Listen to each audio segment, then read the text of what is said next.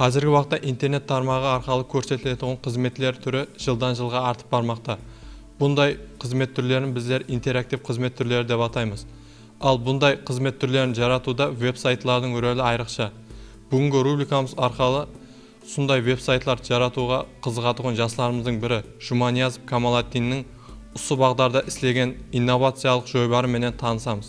Kamoliddin, biz bilamiz, hozirgi vaqtda kompyuter bag'darlamalaridan foydalangandan ko'ra ularda ishlav ko'p mashaqqat ham ko'p vaqt talab etadi. Al veb-saytlar ishlovda qanday kompyuter bag'darlamalaridan foydalangan ma'qul?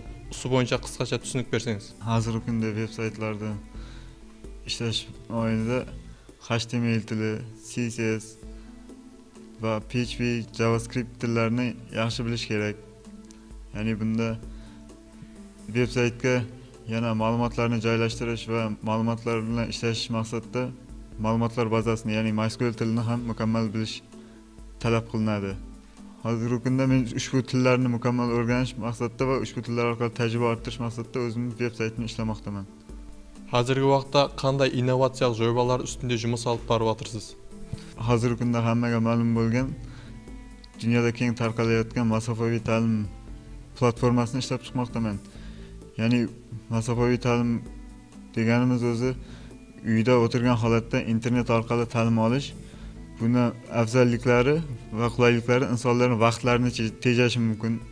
Chekka qishloqlarda va olis hududlarda turuvchi yashovchi insonlar, yoshlar yoki bilim olish imkoniyatiga ega bo'ladi. Ya'ni ular o'zlari qiziqqan fanlarni internet orqali o'qishi va ular qishloqda yoki shaharda bo'lgan yoshlar ish vaqtida ham o'zlari ustida ish olib borishlari, bilimlarini orttirishlari imkoniyatiga ega bo'ladi. Hozirgi kunda men virtual ta'lim saytini ishlamoqdaman.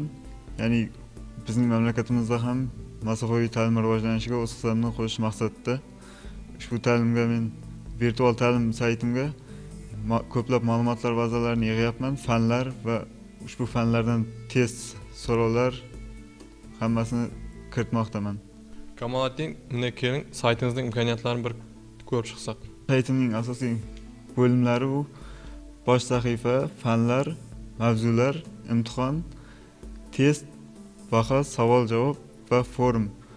Ana o'zingiz guvoh bo'lganingizdek, bosh sahifaga bu saytning asosiy sahifasi bo'lib hisoblanadi. Unga men saytga yangi kiritgan fanlarim yoki fanlar to'g'risida mavzularimni asosiy sahifada e'lon qilaman va bu yerda asosiy sahifada so'nggi o'zgarishlarni, so'nggi yangiliklarni ham e'lon qilinadi. Shu bosh sahifada turadi hammasi.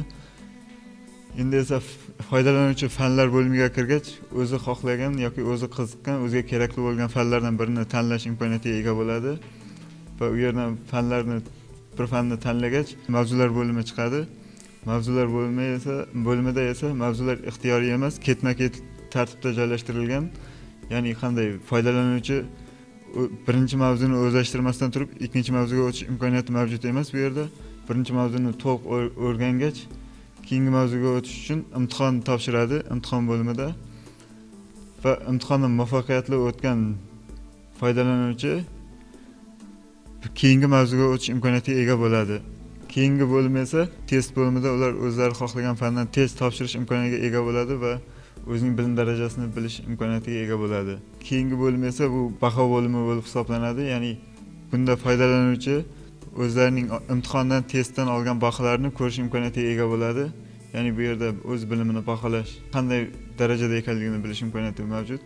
Savol-javob esa bir fanni to'liq mavzularni o'tib bo'lgach, savol-javob tariqasida o'z bilimini sinaydi. Ya'ni ular fanni to'liq o'rgangan yoki o'rganmaganligini bilish maqsadida o'tkaziladi bu bo'lim.